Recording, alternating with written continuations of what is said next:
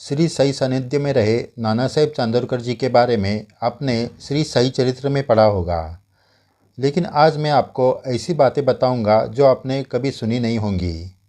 श्री साई चरित्र में नाना साहेब चांदोरकर जी को बाबा ने गीता के श्लोक का अर्थ विस्तारपूर्वक बताया था। आपने उसके बारे में भी पढ़ा होगा। वैसे ही बाबा ने नाना साहेब जी को अतिथि इस शब्द का अर्थ विस्तारपूर्वक बताया था और ईश्वर या खुद श्री साई बाबा को जब हम भोग लगाते हैं तब वो किस तरह वो ग्रहण करते हैं इस बारे में भी बाबा ने बताया था। ये सब घटना नाना साहेब चांदोरकर जी ने मामलेदार बाला साहेब देव इनको बताई थी। वो सारी जानकारी देव जी ने लिख कर रखी थी। वही जानकारी आपको बता रहे हैं। तो सुनिए ये श्री साई चरित्र की अनसुनी घटना। एक बार नाना साहेब चांदोरकर बाबा के दर्शन के लिए शिरडी आए थे। तब वो अकेले ही आए थे, साथ में कोई नहीं था।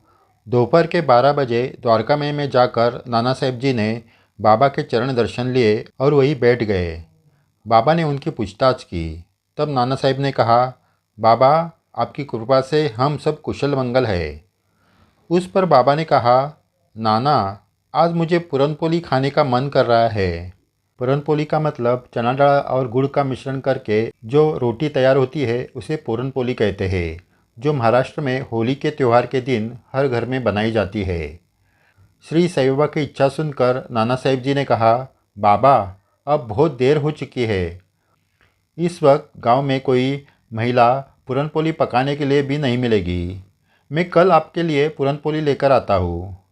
बाबा ने कहा, देर हुई तो भी चलेगा, लेकिन मुझे आज ही पूरनपोली खाने की इच्छा है।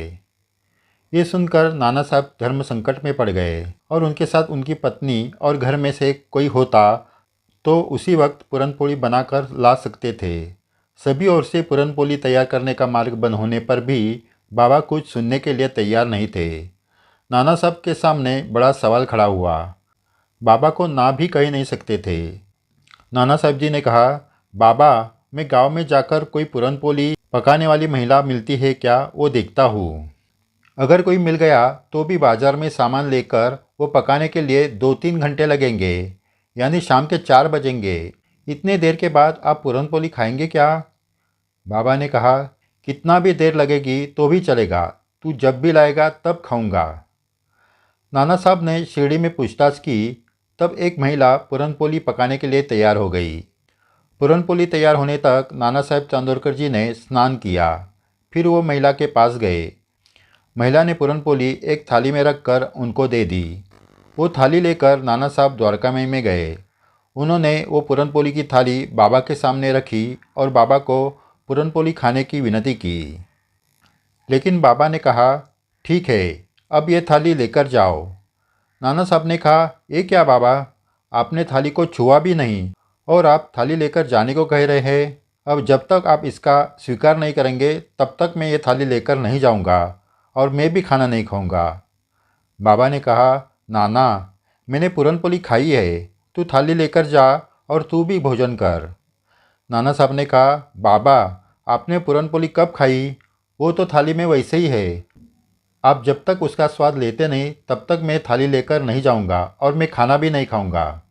इतना कहकर नाना साहेब चांदोरकर वहाँ से उठ गए और वाड़े में जाकर सो गए। श्री साई बाबा को नाना साहेब की चिंता नहीं थी क्या? अपना बच्चा भूखा रहेगा तो किस माँ को चैन आएगी? इतना कष्ट लेकर नाना साहब ने पूरनपोली तैयार करके लाई थी। इसकी बाबा को कीमत नहीं थी क्या? ऐसा नहीं था। इस पूरनपोली के बहाने बाबा को नाना साहब को एक बड़ी सीख देनी थी। नाना साहब ने खाना नहीं खाया था, वो भूखे थे, इसलिए बाबा बेचैन थे।